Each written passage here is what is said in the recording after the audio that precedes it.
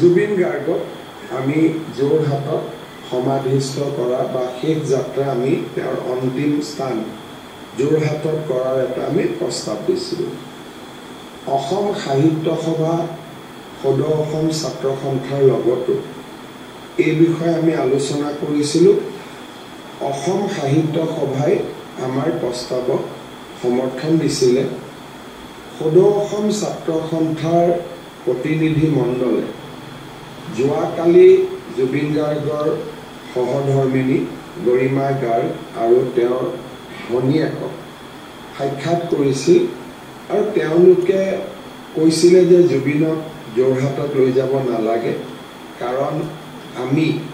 কোনোবা দিনা বাৰ্ষিকী পতা মাহেকী জুবিনক যদি চাব খোজোঁ আমি গুৱাহাটীৰ পৰা যোৰহাটত গৈ থাকিব নোৱাৰিম। তেওঁলোকে আৰু কৈছিলে যে জুবিনৰ দেউতাকৰ বয়স 80+ আৰু বিভিন্ন ধৰণে ৰোগত আক্ৰান্ত হৈ আছে। যোৰহাটলৈকে তেখেতক অন্ত্যেষ্টিক্ৰিয়াৰ যিটো অনুষ্ঠান হ'ব তালৈকে লৈ যাবৰ বাবে স্বাস্থ্যই অনুমতি নিদিব। এই বিষয়ে সদৌ অসম ছাত্ৰ সন্থাই ৰাজহুৱাভাৱেও প্ৰকাশ কৰে। তথাপিতো যোৱাকালিও আমাৰ মন্ত্ৰী ৰণোজ পেগু ডাঙৰীয়া আৰু বিমল বৰা ডাঙৰীয়া এই বিষয়ে আলোচনা কৰিবলৈ জুবিন গাৰ্গৰ পৰিয়ালৰ ওচৰত গৈছিলে আৰু তেওঁলোকে তেওঁলোকৰ ব্যক্তিগত অসুবিধাৰ কথা আমাক জনাইছিলে আৰু ৰাজ্য চৰকাৰক তেওঁলোকে গুৱাহাটীৰ আশে পাশে এটা স্থানত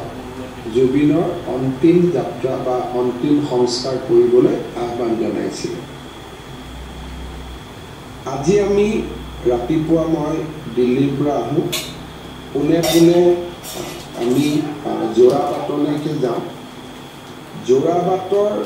পাহাৰখন পাৰ হোৱাৰ লগে লগে দিচাং ৰিজৰ্ট বুলি এখন ৰিজৰ্ট আছে। নেশ্যনেল হাইৱেৰ ফাৰ্ষ্ট ব্লক অৰ্থাৎ হাইৱেটোৰ গাতে লাগি থকা অসম চৰকাৰৰ চৰকাৰী মাটি তাতে 10 বিঘা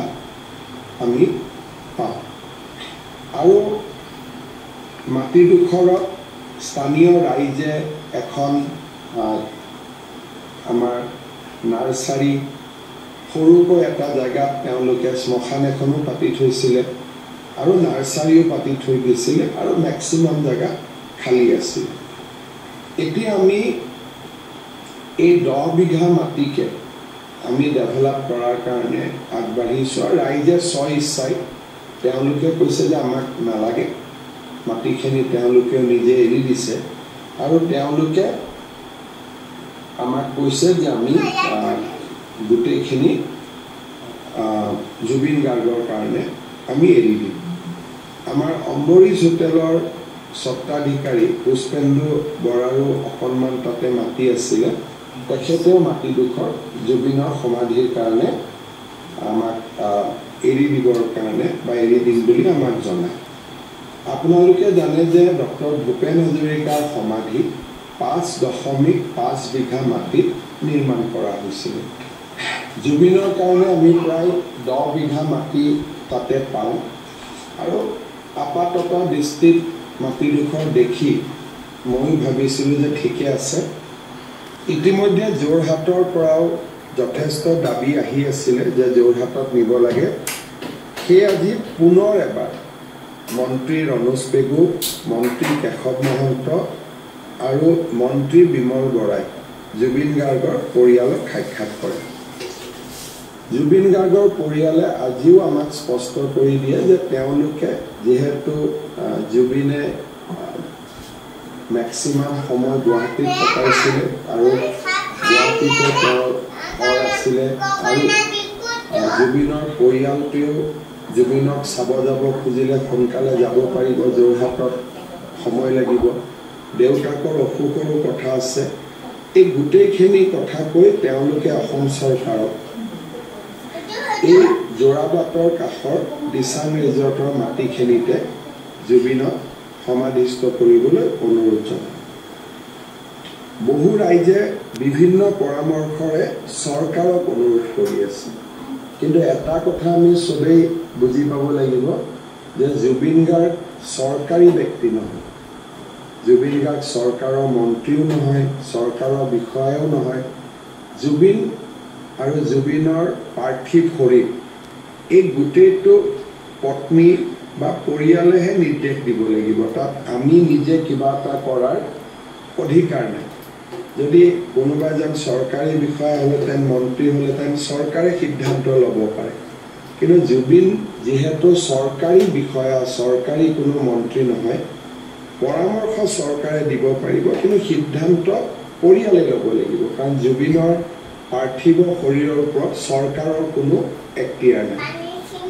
সেইবাবে যোৱা কালিৰ পৰা সকলোৱে আমাকো পৰামৰ্শ দিছিলে যে পত্নী আৰু পৰিয়ালৰ কথা মতে আমি চলিব লাগে নিজাকৈ আমি বিশেষ সিদ্ধান্ত ল'ব নালাগে সেইবাবে আমিও কেবিনেটত আজি সিদ্ধান্ত লৈছোঁ যে আমি জুবিনৰ শেষ কৃত্য আমি যেটো কমাৰকুছি এনসি ভিলেজ বুলি কয় দিচাং ৰিজৰ্টৰ ওচৰত সোণাপুৰ বুলি ক'লে বহুত দূৰ বুজায় সোণাপুৰ যাব নালাগে একজেক্টলি খানাপাৰাৰ পৰা 7 বা 8 কিলোমিটাৰ তাতকৈ কমে হ'ব গতিকে সেই পজিশ্যনটোত ৰাতি মই এতিয়া যামো তাতে আৰু আমি যোৱা আপোনালোকেও এতিয়া যাব পাৰিব যেটো অফিচিয়েলি জায়গাটো আমি ঠিক কৰিছোঁ সেই কৃত্য আমি তেখেতৰ তাতে সম্পন্ন কৰিম আৰু জুবিনক সন্মান জনাই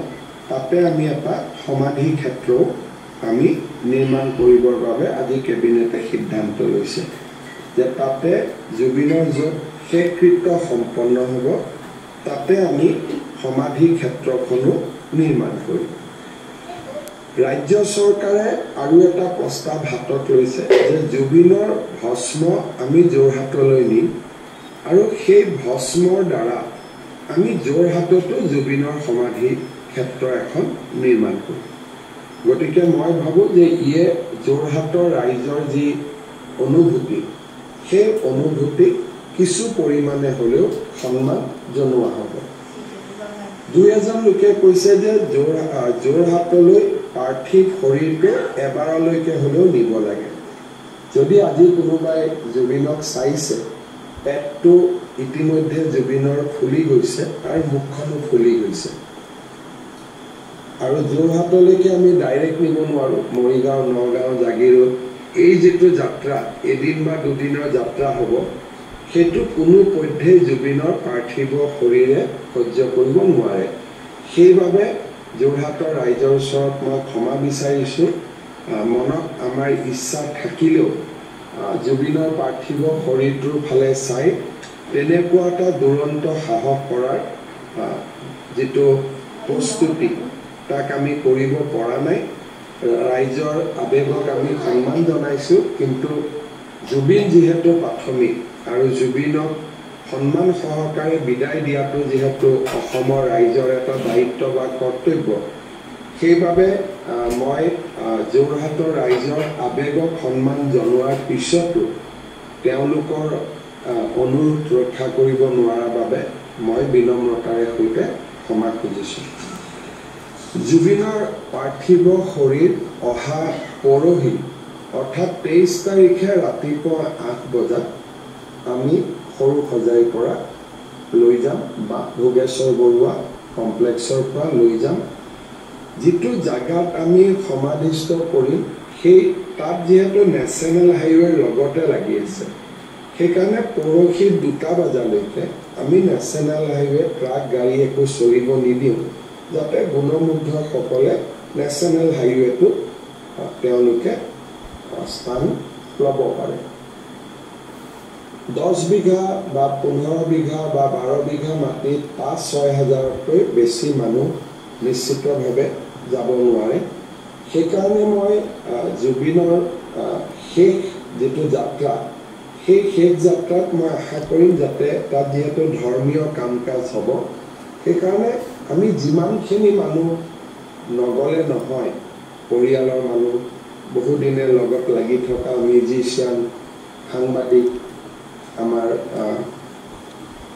ৰাজ্যপালকে ধৰি যিখিনি মানুহ নগলে নহ'ব যেহেতু এটা ষ্টেট